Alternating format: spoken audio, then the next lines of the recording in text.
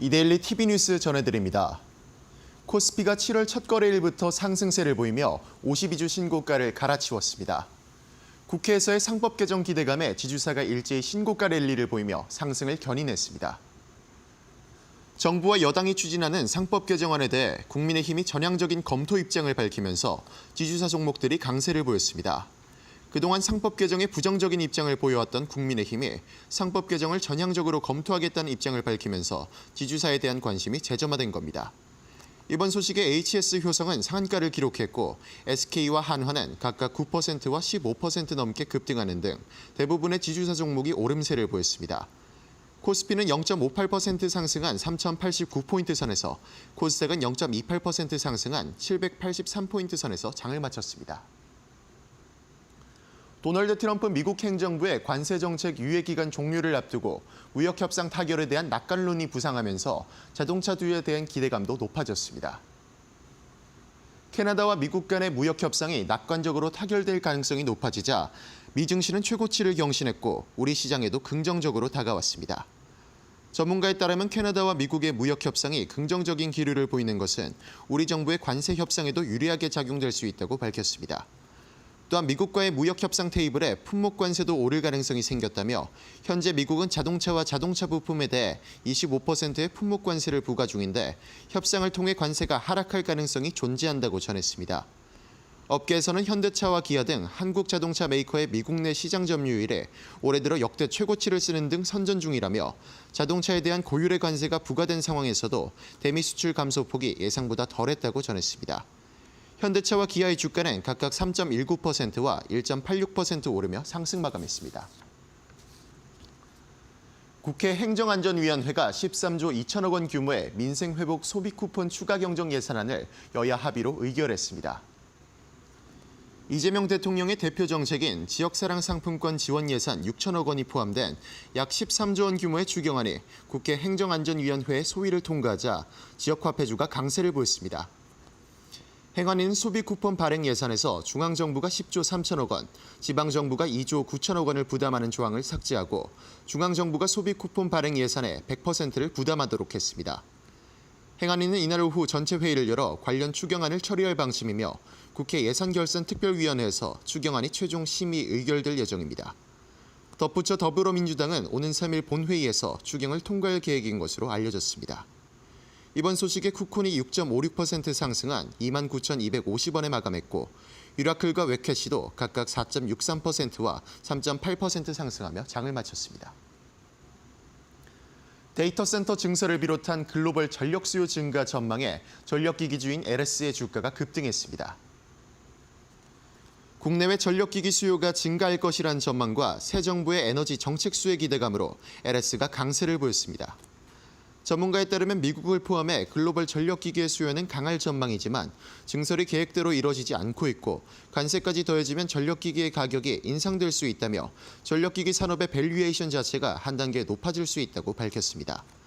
또한 현 정부가 추진 중인 풍력 발전 사업과 서해안 전력 고속도로 프로젝트 등 성장 전망을 뒷받침할 대형 프로젝트가 다수 예정돼 있다고 전했고 자회사들이 본격적인 실적 성장 구간에 진입한 가운데 특히 LS전선은 2026년 하반기부터 외형과 수익성이 뚜렷하게 확대될 전망이라고 내다봤습니다. 이번 소식에 LS의 주가는 7.11% 상승한 21만 1,000원에 장을 마쳤습니다. 지금까지 이데일리 TV 뉴스 전해드렸습니다. 감사합니다.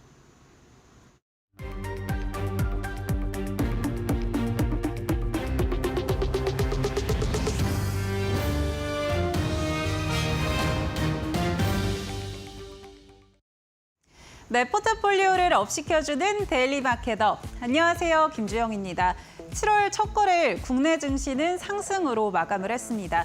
다만 아쉬운 점은 장중에 이 상승폭이 축소되고 있는 움직임도 포착이 됐던 건데요. 오늘 어떻게 마감했는지 같이 한번 확인해 보시죠. 먼저 코스피부터 살펴보시면요. 오늘 코스피는 3,089포인트 선에서 마감을 했습니다. 장 초반 급격한 상승세를 이어가면서 3,133포인트가 오늘 고점이었는데 이내 오전에 좀 하락하는 양상을 보여줬고요. 특히나 2시 반을 기점으로 해서 수급이 크게 빠져나가면서 0.58% 상승한 오늘 3,089포인트 선에서 마감했다라는 점 확인해 보시면 될 것 같습니다. 아쉬운 점은 3,100포인트 위로 올라서는 움직임이 있었는데 결국은 지지해내지 못했다라는 점이고요. 내일은 추가적으로 어떤 움직임들 나올지 같이 한번 체크해 보시면 좋을 것 같습니다. 코스닥도 한번 체크해 보면요. 코스닥도 오늘 상승으로 마감은 했습니다. 0.28% 상승하면서 783포인트 선에서 마감을 했는데요. 마찬가지로 오전장에 상승세를 이어가면서 788포인트 선이 고점이었고요. 하지만 1시간 정도 마감을 앞두고 급격하게 하락세가 좀 이어지면서 오늘 저점 부근에서 마감했다라는 점 체크해 보시면 될 것 같습니다. 수급 상황 어떻게 이어졌는지도 같이 한번 확인해 보시죠.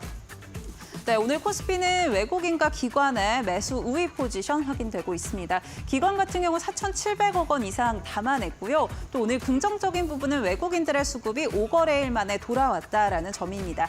다만 이 수급적으로 봤을 때 변동성은 계속 있었다라는 점도 체크를 해봐야 될 것 같은데요. 장중에 2천억 원 이상 담아내고 있었던 외국인 1,000억 원 이하로 조금 축소하는 모습도 나타냈었고요. 결국 마감장에서는 1,700억 원 이상 담아내는 흐름이었습니다. 개인 같은 경우는 오늘 6천억 원 이상 팔아내면서 차익 실현 매물이 크게 출회됐던 모습까지 확인되고 있습니다. 코스닥도 같이 한번 체크해 보시죠. 네, 코스닥은 오늘 기관만이 담아내는 모습이었습니다. 500억 원 이상 매수 위 포지션 보여줬고요. 오늘 외국인 같은 경우는 11시를 기점으로 매수로 포지션 변경이 좀 있었는데 결국은 오늘 매도로 방향성을 좀 잡은 모습입니다. 300억 원 이상 팔아내는 모습까지 확인되고 있습니다. 그렇다면 오늘 시장에서는 어떤 부분들이 부각이 됐는지 같이 한번 확인해 보시죠. 네, 첫 번째 살펴보면요. 오늘 시장의 주인공은 지주사가 아니었나라는 생각이 듭니다. 그간 이 상법 개정안에 대해서 부정적인 입장을 보여왔던 국민의힘 측에서 전향적으로 검토하겠다라는 이야기가 나오면서 상법 개정 본격화에 대한 기대감들이 붙었던 건데요. 국민의힘에서는 그간 자본시장법 개정안을 주장을 해왔습니다. 상법 개정에 대해서는 부정적인 입장을 계속해서 내비쳐 왔었는데 그렇다면 자본시장법 그리고 상법 개정안 어떻게 다른지 한번 체크를 해보시면 좋을 것 같습니다. 우선 자본시장법 같은 경우는 상장 법인에만 적용이 되고 있고요. 이 새 정부가 추진하는 상법 개정안 같은 경우는 상장 기업 그리고 비상장 기업 모두에게 적용이 됩니다. 그렇기 때문에 기업의 부담감이 더 늘 수 있다라는 이야기가 있죠. 따라서 이 국민의힘 측에서는 이 상법 개정안이 통과가 되면 기업의 경영 활동이 위축될 수도 있다라는 것을 이유로 좀 들고 나왔었습니다. 그렇다면 본격적으로 좀 속도가 붙을 것 같은 이 상법 개정안 어떤 내용들이 좀 핵심적으로 바뀌는지 살펴보면요. 우선은 이 충실 의무에 대한 부분들 조금 더 확대된다라고 보시면 될 것 같습니다. 그동안은 이 회사에 대해서만 좀 적용이 됐었는데 이제는 회사 및 주주로 좀 확대가 되면서 소액주주의 이익 그리고 권한을 좀 더 확대시키겠다라는 거고요. 사실 그간 이 기업들이 권한, 그러니까 이 결정을 좀 할 때 대주주의 이익을 중심으로 결정을 하다 보니까 소액주주들이 좀 소외됐다라는 평가를 받았었는데 이 부분에 대한 권한을 증가시키겠다라고 보시면 될 것 같습니다. 그렇다면 이 상법 개정안 언제쯤 통과가 될까요? 우선 오늘 1일 국회 법사위에 상정이 되고요. 또 오늘 통과가 된다면 늦어도 이 4일까지는 국회 본회의에서 처리가 될 것으로 전망을 하고 있습니다. 오늘 더불어민주당 측에서는 우선 상법 이 개정안 통과를 시키고 혹시 문제가 발생하면 추후에 개정을 하겠다라는 이야기가 나온 만큼 조금 더 속도가 붙을 것으로 시장은 전망을 하고 있고요. 이런 기대감도 유입되면서 오늘 지주사들 급격한 상승세를 이어갔습니다. 오늘 어떻게 마감했는지도 같이 한번 확인해 보시죠. 네, 우선 오늘 HS 효성 같은 경우는 상한가 장중에 도달하면서 마감장까지 탄력 잃지 않고 이어나간 흐름 확인되고 있습니다. 하나 같은 경우 오늘 52주 신고가 경신을 해냈고요. 마찬가지로 SK와 LS 역시 오늘 신고가 경신해내는 흐름들 확인이 됐었습니다. 하나 같은 경우는 15%대 강세로 마감을 했고요. SK 9%대, LS 7%, 그리고 오늘 LG 같은 경우도 4%대 강세 흐름 보이면서 마감했다라는 점 체크해보시면 좋을 것 같습니다. 늦어도 4일 이전에는 통과가 된다라고 하는데 지주사들 앞으로 추가적인 상승 여력이 있을지 얼만큼 더 지켜봐야 될지 이어지는 이어지는 마켓업 시간에 확인해 보시면 좋을 것 같습니다. 또 다른 섹터 같이 한번 체크해 보시죠. 네, 오늘 훈풍이 불었던 부분은 또 증권주였습니다. 사실 증권주 그동안 가파른 상승세를 이어갔었는데 이 PBR 상승이 정당하다라는 키움증권의 리포트가 나오면서 오늘 증권주들도 전반적으로 훈풍이 불었던 모습인데요. 6월에 거래 대금이 큰 폭으로 증가해 왔다라는 이야기는 계속해서 많이 들어보셨을 것 같은데요. KB증권에서 실제로 커버리지하고 있는 5개 증권사의 이 브로커리지 관련 이익을 좀 살펴봤을 때 2분기 합산 이익이 1조 3천억 원에 육박할 것으로 전망을 하고 있습니다. 전년 동기 대비해서 비교했을 때 11% 정도 증가할 것으로 보고 있고요. 키움증권에서도 마찬가지로 긍정적인 이야기들 나오고 있습니다. 4개의 이 커버리지 증권사에 대한 이 평균 합산 순이익을 좀 따져봤을 때 2분기 9% 정도 증가할 것이다라고 이야기가 나오고 있는 상황이고요. 이렇게 급격한 상승세를 이어가고 있는 와중에도 평균 PBR을 좀 살펴보면 0.83배 정도에 해당을 하고 있습니다. 그러니까 1배가 채 안 된다라는 거죠. 사실 2011년에는 이 증권사들의 PBR이 1.67배를 기록을 했습니다. 그런데 지속적으로 좀 하락세를 이어오고 있었다라고도 이야기를 하고 있는데요. 그렇다면 이 PBR 왜 계속해서 하락을 하고 있었을까요? 크게는 2가지 정도로 압축해 볼 수 있을 것 같습니다. 우선 계속해서 이 국내 증시 박스피라고 이야기할 만큼 거래 대금이 굉장히 부진했던 상황이고요. 또 저조한 주주 환원에 따라서 시장에서는 이 부분들이 굉장히 PBR을 끌어내리는 요인이었다라고 평가를 하고 있는데 최근의 시장의 흐름들을 좀 보자면 우호적인 이 시장 정책에 따라서 이 박스피 탈출을 하려는 움직임들 계속해서 나오고 있고요. 또 밸류에이션에 동참하는 기업들이 늘어나고 있죠. 이에 따라서 주주 환원도 늘어나다 보니까 시장의 기대감들이 커지고 있다라는 이야기들도 있는 상황입니다.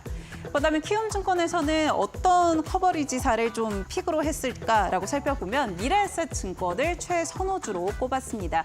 우선은 가상자산 같은 포트폴리오를 구축하고 있다는 점 긍정적으로 봤고요. 또 거래대금 증가에 따라서 수혜도 이어갈 수 있고 또 주주 환원 정책에 대해서 적극적이다라는 이야기를 내놓으면서 오늘 미래에셋증권 픽으로 꼽기도 했습니다. 그렇다면 관련한 종목들 어떻게 마감했는지 같이 한번 확인해 보시죠. 네, 우선 오늘 다올투자증권 같은 경우는 4%대 강세로 마감을 했고요. 신영증권도 3%대 강세, 대신증권 3%, 키움증권 2%, 미래에셋증권도 오늘 강보합권에서 마감했던 모습 확인되고 있습니다. 전반적으로 장중에는 조금 더 강한 상승세를 좀 이어갔었는데 오늘 마감장 가까워지면서 코스피 이 탄력성이 좀 약해지다 보니까 좀 윗꼬리가 크게 달렸던 모습들 확인되고 있고요. 그래도 증권주들 앞으로 계속해서 긍정적인 이야기 나오는 만큼 어디까지 살펴볼 수 있을지 이어지는 시간 체크해 보시면 좋을 것 같습니다. 네, 저희 오늘 마켓업에서는 김태훈 전문가와 함께 이야기 나눠보도록 하겠습니다. 저희 지금 바로 시작합니다.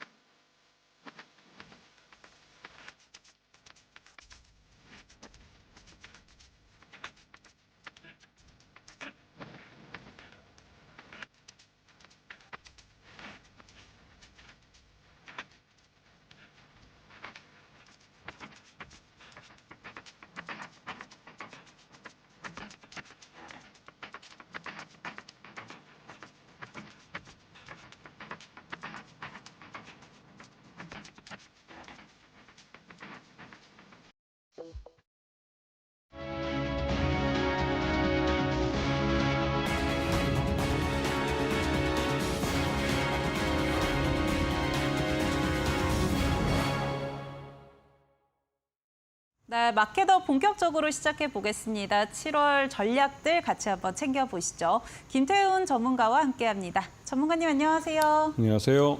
네, 어제는 이제 상반기 같이 마무리를 했고 이제 7월 하반기 본격적으로 열어보려고 합니다. 사실 좀 장중에는 굉장히 흐름이 좋았는데 마감장 가까워질수록 이 탄력성이 좀 둔화되는 모습들 보여줬는데요. 오늘 어떻게 좀 보실까요? 전반적으로 그 한 분기가 시작되거나 지금처럼 7월 1일 같이 새로운 반기가 시작될 때 이럴 때는 첫날 거래에서 어떤 종목, 어떤 섹터가 빨간색을 튀는지 잘 보셔야 됩니다. 그리고 그쪽이 그 하반기 전체의 시장 분위기를 이끌어갈 분야이기 때문에 그렇죠. 오늘같이 뭐 지주회사나 이런 쪽에 그 아침부터 개장 초부터 급하게 올랐었는데요.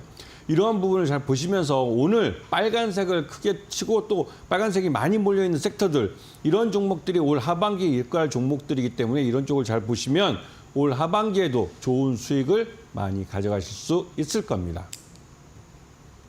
네, 오늘 상승을 이어갔던 섹터 또 종목들이 중요하다라고 이야기해 주셨는데요. 그렇다면 어떤 부분들 체크해 볼 수 있을지 지금 바로 열어보시죠. 상법 개정 기대감에 코스피 지붕 뚫고 하이킥.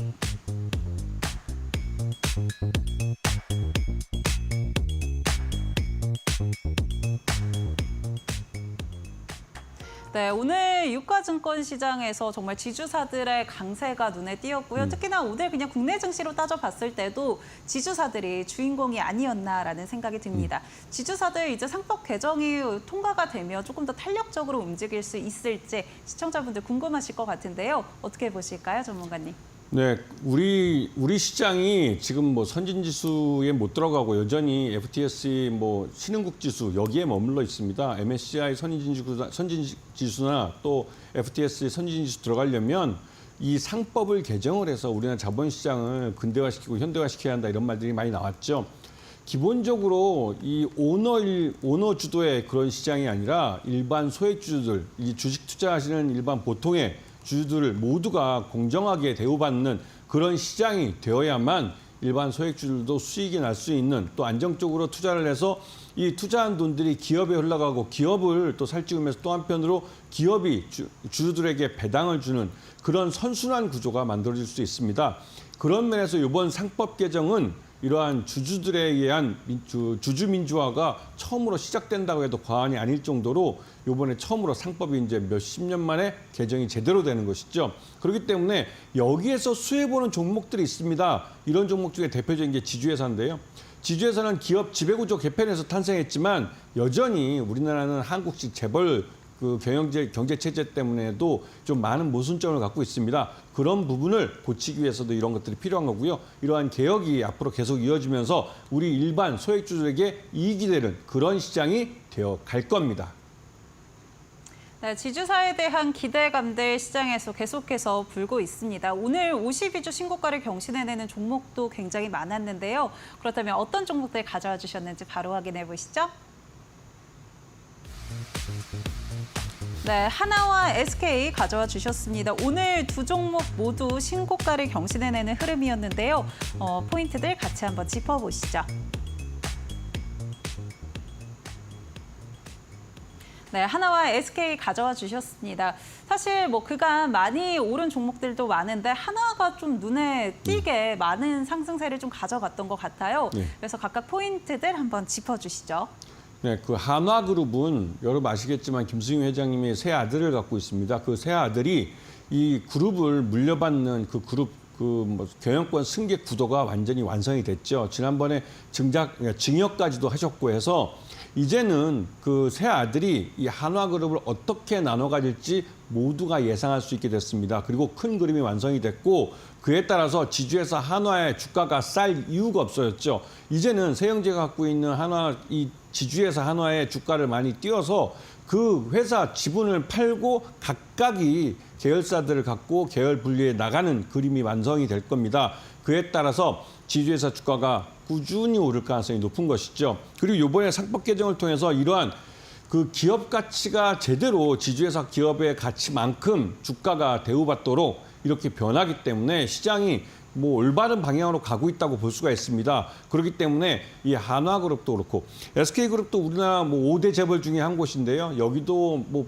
자녀분들에게 뭐 경영권 승인을 해야겠지만 지금 크게 본다면 여기는 사업 구조조정이 제대로 돼가고 있습니다. 특히 이제 석유화학 중심의 이런 국제유가나 이런 거에 영향을 많이 받는 부분, 또 특히나 이 중동 국가들하고 중국이 석유화학 시장에 뛰어들면서 이쪽은 솔직히 우리나라 기업들이 수익을 내기 어려운 시장 구도가 돼버렸어요. 그렇기 때문에 SK가 주력으로 삼고 있던 이런 석유화학에서 이제는 AI 쪽, AI 기업으로의 변화 또 이 전환을 선언을 하면서 이제 확실히 미래 성장성 있는 산업 분야로 사업 구조조정을 하고 있죠. 그런 면에서 SK그룹도 물론 지주회사 SK도 가치가 새롭게 인정이 되고 있고 특히나 그동안 가장 속썩였던 SK온이 조만간 흑자로 전환될 가능성이 높다라는 말들이 나옵니다. 규모의 경제를 달성하면서 돈을 벌게 되는데요. 그렇게 되면 SK 지주회사도 그 주가가 재평가될 수 있겠죠.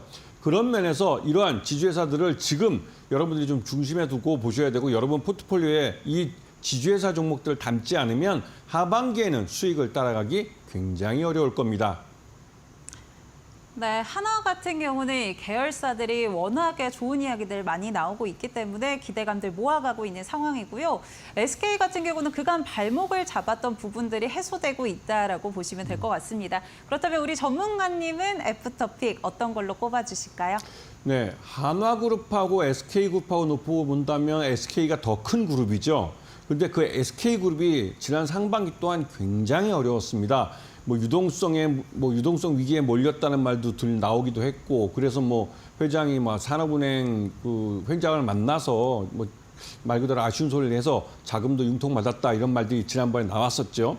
그런데 이번에 그렇게 돈을 쏟아붓고 있는 블랙홀이었던 SK온이 드디어 흑자로 전환할 수 있는 그런 여건이 조성되었다고 합니다. 그렇게 되면 SK는 큰 그림에서 이 석유화학 쪽의 부진 또 그리고 SK온의 흑자 전환 이러한 부분이 말끔히 해결되는 그런 그 찰나에 와 있는 것이죠. 이런 별의 순간에 이 SK온에 대해서 재평가가 이루어지고 있고 엊그저께 SK이노베이션이 상한가를 쳤습니다. 굉장히 무거운 주식인데 이런 종목이 상한가를 치는 건 굉장히 이례적인 일이죠. 그만큼 SK이노베이션의 자회사인 SK온이 이 흑자로 전환한다는 건 SK그룹 전체에서도 희소식이 아닐 수 없습니다. 그런 면에서 SK, 지주회사 SK가 새롭게 평가를 받을 것이고 그러한 새로운 평가는 기존의 SK 주가의 발목을 잡았던 부분을 해결해 주기 때문에 하반기에 새롭게 관심을 갖고 주목해서 봐야 될 그런 종목이 돼줄 겁니다. 네, SK온 흑자 전환에 따라서 SK 재평가가 가능할 것이다라고 이야기해 주시면서 오늘 애프터픽은 SK로 꼽아주셨습니다. 참고해 보시면 좋을 것 같고요. 이어지는 이슈도 같이 한번 열어보시죠. 코스피 5,000피 기대감에 질주하는 증권주 상승 여력 남았나?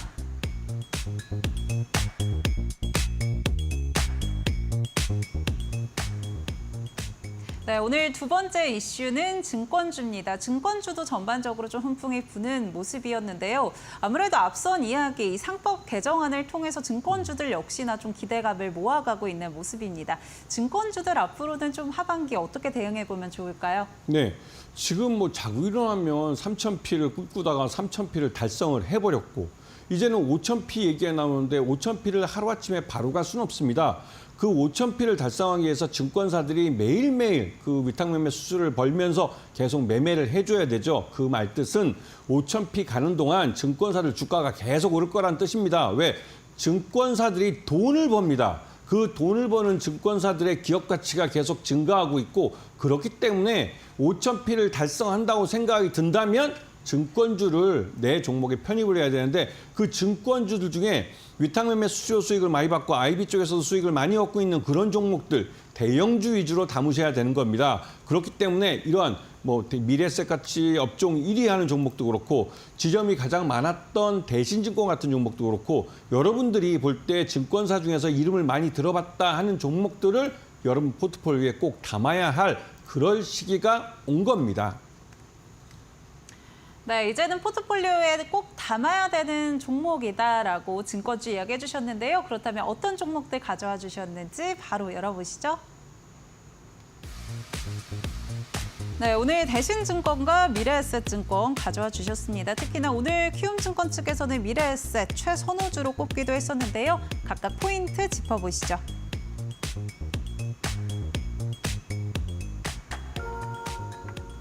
네, 대신증권 그리고 미래에셋증권 가져와 주셨습니다. 사실 그간 증권주들의 이 상승세를 보면 미래에셋증권 굉장히 상승 탄력이 강했거든요. 반면에 대신증권은 조금 약했다라고도 볼 수 있을 것 같은데요. 두 종목 각각 포인트 어떻게 짚어볼까요? 네. 그 대신증권과 미래에셋증권은 옛날에 1등을 했던 증권주와 지금의 1등을 하고 있는 증권주로 볼 수가 있습니다. 그래서 대신증권은 지난번 한 12,000원부터 지금 25,000원까지 오른 것 같고요. 16,000원 때부터 25,000원 정도까지 오른 것 같고, 이 미래에셋은 한 8,000원부터 지금 21,000원까지 오른 것 같습니다. 전체적으로 봤을 때 미래에셋 같은 경우는 우리나라 증권업계 1위고요.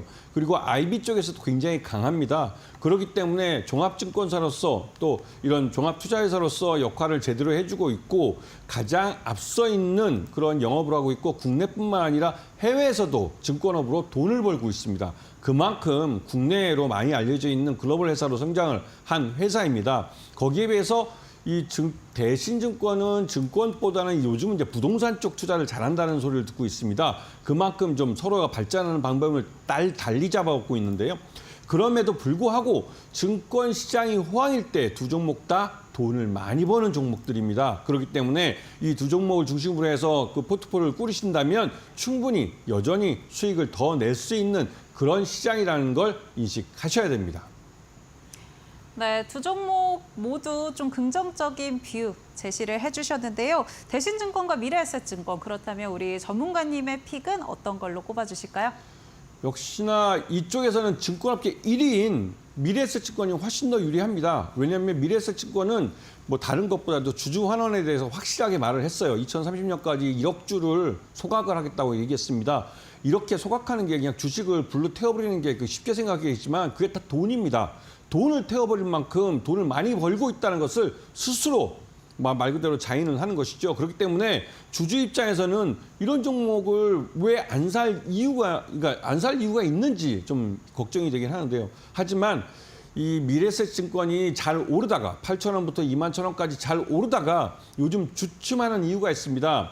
지금 아시다시피 부동산 쪽이 우리나라도 그렇고 해외도 그렇고 별로 좋지 않죠. 그런데 그 해외 부동산 호황일 때 우리나라가 이제 대체 투자해서 이 미래에셋이 많이 갖다 팔았습니다. 그러니까 이 미래에셋이 부동산 펀드를 만들어서 해외에 많이 팔았습니다.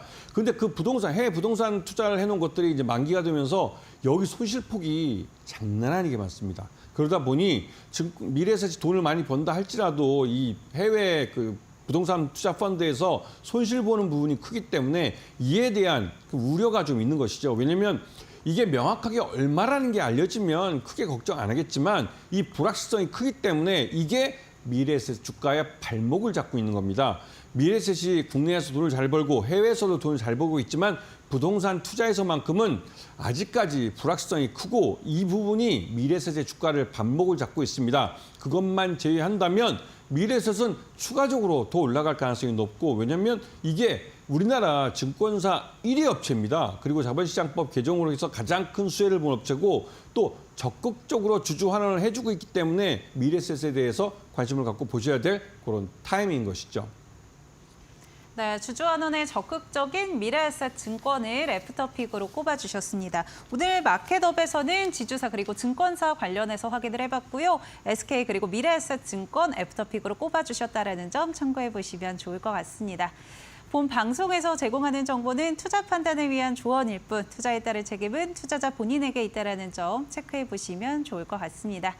네, 저희는 이어서 넥스트레이드 살펴보고 오도록 하겠습니다. 먼저 코스피 시가총액 상위 종목들입니다. 삼성전자는 현재 1%대 상승세 이어가고 있고요. SK하이닉스 2%대 하락세 확인되고 있습니다. 오늘 외국인 같은 경우는 코스피에서 삼성전자를 가장 많이 담고 있었고요. SK하이닉스 매도 흐름 이어가면서 주가에 반영되고 있는 흐름 확인되고 있습니다. 삼성바이오로직스 0.8%대 강세, LG에너지솔루션도 약보합권 움직임 나오고 있고요. 오늘 현대차에 대해서는 외국인과 기관 모두 담아내는 흐름들 확인되고 있었습니다. 3%대 급등 흐름 이어가고 있는 상황입니다. 코스닥 시가총액 상위 종목도 체크해 보겠습니다. 네, 알테오젠 보합권에서 움직임 나오고 있고요. 에코프로비엠 1.19% 강세, 에코프로도 0.55% 상승세 이어가고 있는 상황입니다. HLB 같은 경우 오늘 외국인들의 수급이 들어오는 흐름 체크가 됐었는데요. 1.8%대 강세 흐름 이어가고 있고요. 레인보우 로보틱스 같은 경우 0.5%대 하락세 확인되고 있습니다. 네, 넥스트레이드 살펴보고 왔습니다. 저희는 이어서 김태훈 전문가의 비법 강의로 바로 돌아오겠습니다.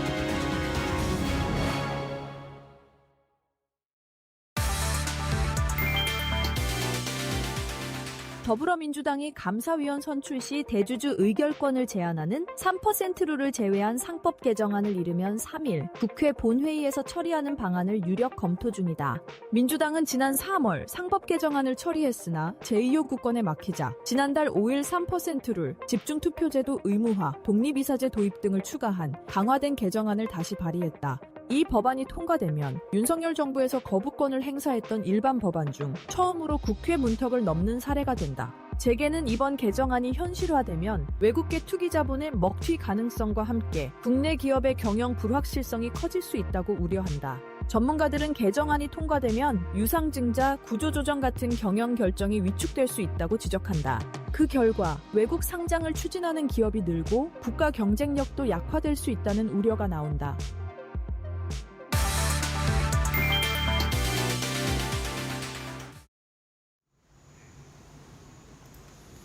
자, 이제 7월이 시작됐습니다. 7월 달 되면 뭐 많은 게 바뀌게 되는데요. 특히나 이제 지금 상반기를 주도했던 종목들 중에 차익 실현 매물들이 나오는 종목들이 있습니다. 그러면서 기관도 외국인 투자가들도 자기 포트에 이 종목들을 교체하는 시기가 되죠. 그렇기 때문에 상반기에 많은 오른 종목들 중에 수익성이 떨어지는 종목들, 즉 1분기나 2분기, 이제 2분기 실적이 7월 한 중순 지나서부터 이제 공개되기 시작할 텐데요. 그럴 때 실적이 좀 나빠지는 종목들은 이제 갈아타실 준비를 하시는 게 좋을 것 같습니다. 자, 오늘 가져온 종목은 바로 2차 전지. 이쪽은 이제 전기차 배터리와 함께 생각해 보셔야 되는데 지난 2년여 동안 이 전기차 캐즘이라는 것 때문에 굉장히 힘들었고 여러분들 중에 장기 투자로 의도치 않게 물려 있는 분들이 많으실 겁니다. 이 전기차 캐즘이라는 건 뭐 새로운 기술이 나와서 새로운 제품이 만들어지고 그 새로운 상품에 대해서 여러분들이 먼저 그 얼리어답터 돼가지고 소비를 하신 분들, 그분들의 소비가 어느 정도 마무리되고 대중화로 넘어가기 그 사이에 짧은 그 수요가 그러니까 줄어드는 그런 타이밍이 있습니다. 그 타이밍을 그 캐즘이라고 하는데요. 이 전기차에도 그런 부분이 발생을 했죠. 그래서 이 대부분의 사람들이 전기차에 대한 정부 보조금을 갖고 소비할 만한 사람들은 다 소비를 했고 이제 이 일반 대중의 소비로 넘어가야 되는데 그렇게 하려면 전기차 가격이 싸져야 됩니다. 하지만 아직까지 전기차 가격을 많이 낮추는 데는 좀 어려웠죠. 하지만 최근 들어서 전기차의 원가의 40% 정도를 차지하는 이 전기차 배터리 부분, 이 배터리가 기존의 3원계에서 LFP 배터리로 굉장히 싼 소재를 이용한 전기차 배터리로 바뀌고 있습니다. 그러면서 물론 자동차 성능도 이제는 뭐 아주 뭐 비싼 스포츠카 같은 것보다는 일반 대중들이 타고 다니는 그런 상용차 같은 그런 그 뭐랄까 너무 싼 거라고 표현하기보다는 성능이 일반화될 수 있고 그런 우리가 일반적으로 타고 있는 내연기관 정도의 그 성능을 내는 전기차들이 보급되기 시작했습니다. 가격도 물론 많이 싸졌죠. 그렇게 되면 이제 앞으로 정부의 보조금 없이도 전기차를 살 수 있는 그런 시대가 점점 다가오고 있습니다. 그게 이제 전기차 대중화라는 건데요. 그렇듯이 이 전기차 캐즘이 이제 거의 끝나가기 시작하는 게 이게 하반기입니다. 이거를 어떻게 하냐면 대표적으로 테슬라가 이 말 그대로 이번에 그 로보택시라는 걸 내놓으면서 이제는 전기차를 만드는 그 말 그대로 그 전기차 그 공장, 전기차 회사가 이 소비자들의 수요를 그러니까 구매하는 소비를 생각하지 않고 전기차를 찍어낼 수가 있습니다. 이 말뜻은 우리가 필요할 때 전기차를 이용하는 형태로 전기차에 대한 소유 구조 자체가 바뀌는 그런 시대가 온다는 것이죠. 그렇기 때문에 전기차 캐즘에서 벗어난다는 것은 여러 가지 의미를 내포하고 있습니다. 그렇기 때문에 이러한 전기차 캐즘이 끝나간다는 것을 인식한다면 이제는 그동안 소외되고 좀 돌이켜보지 않았던 그래서 주가가 상대적으로 많이 하락을 한 이 전기차 배터리 업체들을 관심을 갖고 보셔야 될 타이밍이 되신 것이죠.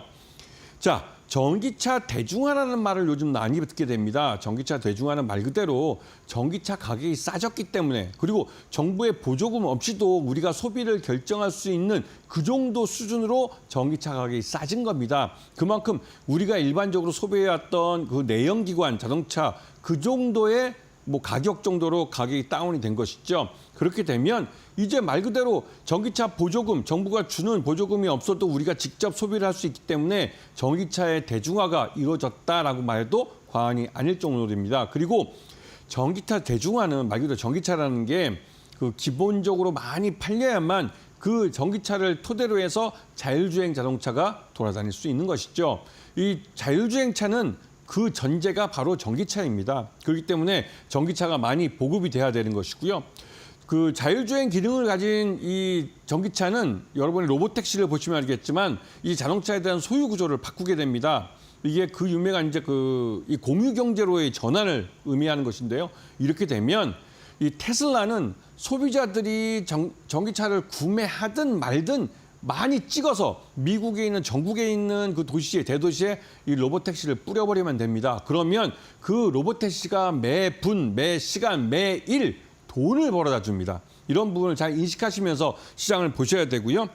자, 이러한 유망 테마주는 뭐가 있을까요? 이 시장에서 우리나라에서 가장 큰 1위 업체는 LG 엔솔입니다. LG 에너지솔루션을 가장 주목해서 보셔야 되고 그만큼 2등주를 하고 있는 삼성 SDI.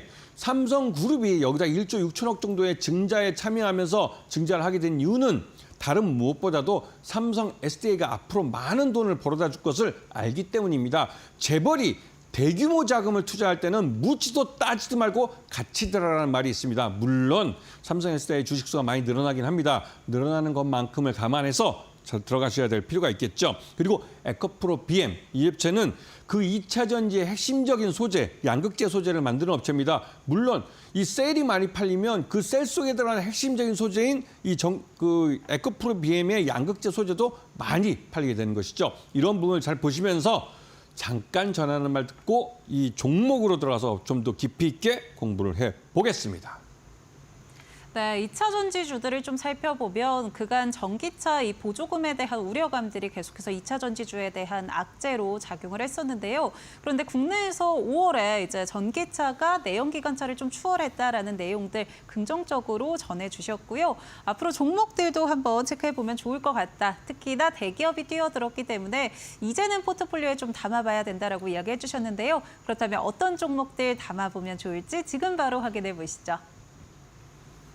네, 지금 차트를 보시면 이게 오랫동안 이렇게 하락을 했어요. 그러면서 그냥 쭉 하락한 게 아니라 등락을 하면서 이렇게 하락을 했기 때문에 여기에 물려버리시면 이거 포기할 수 있는 투자자들 별로 없습니다. 그래서 의도치 않게 아주 장기 투자자가 되는 것이죠. 그것도 오를 때는 이제 좀 오르나 보다, 내릴 때는 역시나 또 내리는구나, 마음고생 엄청 하시면서 물려 들어간 겁니다. 이제 이런 시기 끝났습니다. 이제 LG엔솔도 LG엔솔인데요. 내일서 다시 한번 이 꽃을 피울 수 있는 그 기회가 찾아오고 있습니다. 앞에서 말씀드렸던 전기차 캐즘이 이제 서서히 벗어나기 시작했고 그 신호탄을 테슬라가 로보택시로 올려준 겁니다. 이제 전기차들 생산량이 다시 늘어날 겁니다.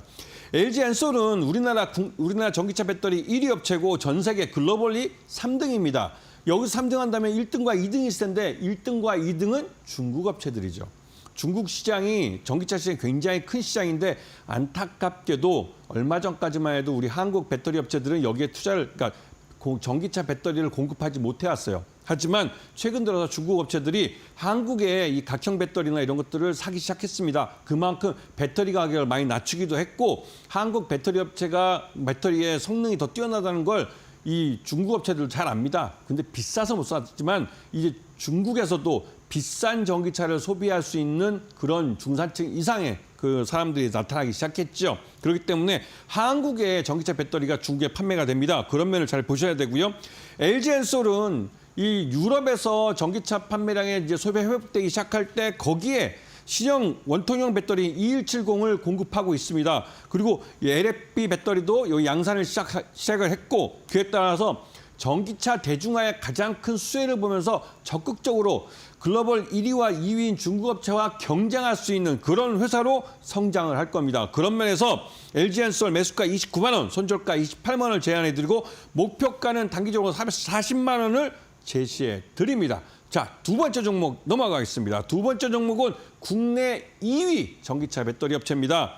근데 2위는 아니고 3위 정도 할 수 있는데 이게 왜냐면 비상장인 SK온이 있기 때문에 SK온의 실적이 제대로 공시가 안 되기 때문에 솔직히 알 수는 없죠. 하지만 이 삼성그룹의 2차 전지 쪽에서 오랫동안 2차 전지를 생산해온 업체이기 때문에 삼성 SDI 이 업체도 무시 못하는 회사입니다. 하지만 앞에서 보시면 아시겠지만 차트가 오랫동안 하락을 했어요. 그리고 얼마 전에 1조 6천억 규모의 대규모 유상자를 했습니다. 그만큼 대규모 유상자를 할 때 전체 지분의 한 50% 정도를 최대주 쪽이 갖고 있기 때문에 최대주가 적극적으로 유상제에 참여하는 이유는 이 삼성 SDI가 앞으로 성장 가능성이 높은 회사이기 때문에 그렇습니다. 그런데 주가는 굉장히 많이 하락했죠. 하락해 있기 때문에 메리트가 있는 겁니다. 물론 신주 나온 물량이 13,000원 정도의 신주가 이제 유상자가 된 걸로 알리는데요. 그것 때문에 초기에 그 신주 물량이 풀렸을 때 물량이 좀 그 손바뀜이 이루어지긴 합니다. 하지만 손바뀜이 이루어진 이후에는 삼성 SDI 같은 경우는 저가 메리트가 굉장히 큰 업체죠. 이 업체는 전기차 배터리가 그 말 그대로 전기차 캐즘 시기에 ESS 시장을 파고들어서 이 ESS 시장에 국내뿐만 아니라 미국도 그렇고 이 유럽 쪽에서도 그 대형 업체들을 파트너로 잡았습니다. 그래서 거기에서 수익도 많이 발생하기 때문에 전기차 캐즘 이걸 벗어나는데 수혜도 받을 뿐만 아니라 그 외 ESS라고 에너지 저장장치 쪽에서 수익을 얻습니다. 매수가 17만 5천 원, 그다음에 손절가 16만 8천 원 제시해드리고 목표가는 좀 크게 부르겠습니다. 30만 원을 제시해드립니다. 왜냐하면 유상자 1조 6천억이라는 돈이 들어와 있기 때문에 다른 어떤 배터리 업체들보다는 재무적으로 굉장히 건강한 업체예요. 그런 부분이 여기서 어필할 수가 있는 것이죠. 그렇기 때문에 삼성 SDI를 좀 주목해서 보셔야 되는 겁니다. 세 번째 종목 넘어가겠습니다. 이 종목은 에코프로의 계열사고 2차 전지 소재 쪽 업체입니다. 그리고 여기서 물적 분할을 통해서 만들어진 업체죠. 그런데 보시면 아시겠지만 차트가 우하향하는 이 차트를 지난 한 2년 동안 계속 그리고 있어요. 그 이유가 앞에서 말씀드렸지만 전기차 캐즘 때문에 전체적으로 2차 전지가 많이 안 팔렸습니다. 그리고 2차 전지 공장까지도 해외에 만들어 놓고 그 완성차 업체가 공장 가동을 1년만 뒤로 늦추자고 얘기할 정도로 이게 좀 생산이 좀 적게 됐죠. 그러다 보니 이 소재도 덜 팔렸습니다. 그것 때문에 실적이 좀 안 좋았었는데요. 하지만 이제는 앞에서 설명드렸듯이 이 에코프로 BM 같은 경우는 이 2차 전지 소재 쪽의 핵심 소재인 양극재를 만들어서 파는 회사인데 이 회사 같은 경우는 말 그대로 이 전기차 배터리 셀업체들이 많이 만들면 만들수록 납품을 많이 하기 때문에 실적이 좋아지게 되는 구조죠. 그렇기 때문에 에코프롬은 이 고객사인 SK온이나 삼성 SDI가 많이 만들어야 됩니다. 근데 아시다시피 앞에 SK온이나 삼성 SDI 모두 이 고객사, 엔드유저인 전기차를 만드는 업체들이 이 전기차 판매량이 줄어들기 때문에 수요가 줄면 이들도 생산을 줄이기 때문에 똑같이 배터리 셀 생산 자체를 줄였어요. 그것 때문에 이 에코프로 BM도 실적이 안 좋았습니다. 하지만 이제는 앞에 말씀드렸던 삼성 SDI나 SK온이 실적이 좋아집니다. SK온 같은 경우 이번에 미국에 현대차 공장을 지은 곳, 이 현대차 공장이 새로 가동을 하는데 30만 대 목표로 처음에 만들었지만 지금 이 트럼프의 관세 때문에 50만 대 캐파로 늘려버렸어요. 그러면서 그러니까 미국의 현대차 공장에 새로 지은 공장에 이 SK온이 만든 그 공장도 다시 또 증설에 들어갔습니다. 그만큼 이 SK온의 생산량이 늘어나면 에코프로 BM이 돈을 버는 구조가 돼 있습니다. 이 구조를 잘 이해하시면 왜 소재업체를 봐야 되는지 이 부분도 쉽게 이해가 되시죠. 그렇기 때문에 이 에코프로 BM은 이 앞에 엔드유저인 삼성 SDI와 SK온의 생산량이 늘어나면서 그에 따라서 실적이 좋아질 그런 회사들입니다. 그렇기 때문에 에코프로 BM을 잘 보셔야 되는 거고 특히나 최근 들어서 테슬라가 이 로봇택시를 상용하면서 지금 초기에는 10대를 갖고 이 텍사스 오스틴에서 영업을 시작했는데 곧바로 1, 2년 안에 이 미국의 주요 대도시에 이 차량 수를 1만 대까지 늘리겠다고 말을 했습니다. 그만큼 그렇게 이해하는 것은 1만 대의 차량을 이 테슬라가 직접 자기가 소유하면서 이거를 전기차를 필요로 하는 분들에게 그때그때 택시 영업으로 그때 내주겠다는 것이죠. 그거는 아까 말씀드렸던 공유경제로 계속 이 테슬라는 전기차를 만드는 업체가 소비자들이 대규모 돈을 동원해서 전기차를 구매하든 말든 간에 자신들의 사업으로서 이 로봇택시를 미국 전국에다 뿌릴 수 있다는 거, 더 나가서 대서양 건너 유럽에서도 이 사업을 할 수가 있는 것이죠. 그렇게 되면 전기차는 계속 찍어내게 됩니다. 그렇게 되면 말 그대로 이 여기에 들어가는 배터리도 마찬가지고 배터리 속에 들어가는 이 셀도 계속, 그러니까 소재도 계속 만들어낼 수밖에 없는 것이고 그 말 뜻은 이 기업들의 실적이 좋아질 수밖에 없다는 겁니다. 에코프로 BM 대수가 10만 원, 손절가 9만 원 제시해드리고 목표가는 19만 원을 제시해드리겠습니다. 네, 오늘 2차 전지 관련해서 살펴봤는데요. LG 에너지솔루션, 삼성 SDI, 에코프로 BM 세 종목 가져와 주셨습니다. 대형주를 중심으로 좀 살펴보면 좋을 것 같다라고 이야기해 주셨고요. 계속해서 2차 전지 이 전기차 캐즘에 의해서 영향을 받아갔었는데 이제는 정말 저점이다라는 이야기 나오고 있는 만큼 한번 살펴봐야 될 것 같습니다. 네, 오늘 저희와 함께 전략 챙겨주신 김태훈 전문가와는 여기서 인사드리도록 하겠습니다. 네, 전문가님 고맙습니다. 네, 7월 첫 거래일 사실 기대만큼 상승세를 가져가지는 못했지만 그래도 오늘 긍정적으로 마감을 했던 것 같습니다. 하반기 전망에 대한 기대감들 붙고 있는 상황인데요. 앞으로도 저희와 함께 전략 챙겨보시면 좋을 것 같고요. 저희는 내일 이 시간에 투자 정보들 담아서 또 돌아오도록 하겠습니다. 시청해주신 여러분 고맙습니다.